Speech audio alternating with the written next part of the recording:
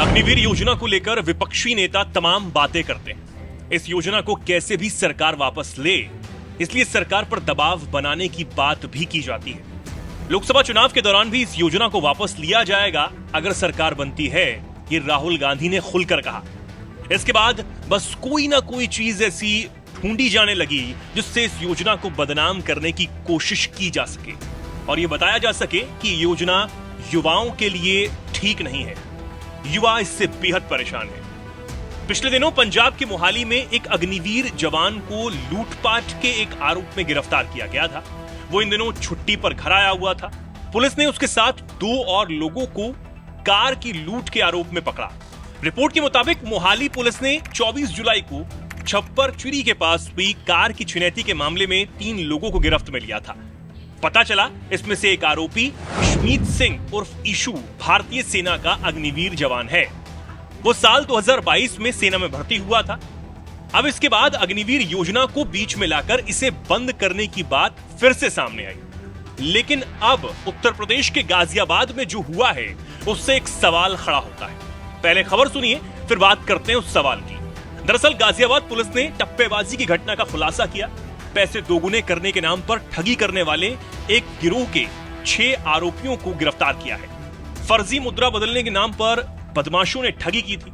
इस मामले में यूपी पुलिस में तैनात 3 सिपाहियों के साथ 6 आरोपियों को पकड़ा गया है।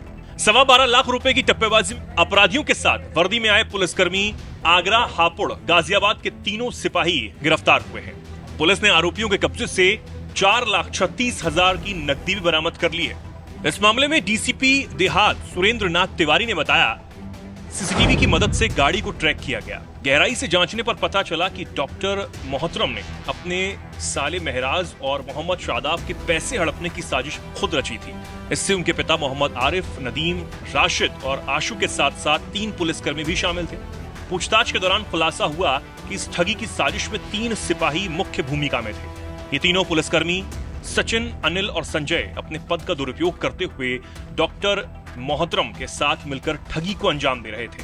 अब आते हैं उस सवाल पर जो पहले हमने छोड़ा था। तो सवाल ये कि पिछले दिनों जो पंजाब में हुआ, जब एक लूट में पकड़े गए आरोपियों में से एक आरोपी वो था जो अग्निवीर योजना से सेना में भर्ती हुआ था और उसने छुट्टियों पर आने के बाद इस लूट को अपने साथियों के साथ मिलकर अंजाम दिया और पकड़ा गया। तब इस योजना को गलत बताने वाले कह रहे थे कि इस योजना को बंद किया जाना चाहिए। तो अब क्या गाजियाबाद में हुई ठगी के मामले में पुलिस के 3 जवानों के पकड़े जाने के बाद क्या अब पुलिस भर्ती पर भी रोक लगा दी जाए? ये सवाल है। तो अब कहां गए वो ज्ञानी जो अग्निवीर पर ज्ञान दे रहे थे? बात बात पर इस योजना को बदनाम और बंद करने की बात कह रहे थे। इस सबसे बस ये समझ आता है कि गलत कोई भी कर सकता है, गलत करने वाला कहीं से भी हो सकता है। अब आप इस खबर पर क्या कुछ कहना चाहते हैं वो कमेंट बॉक्स में आप बता सकते हैं।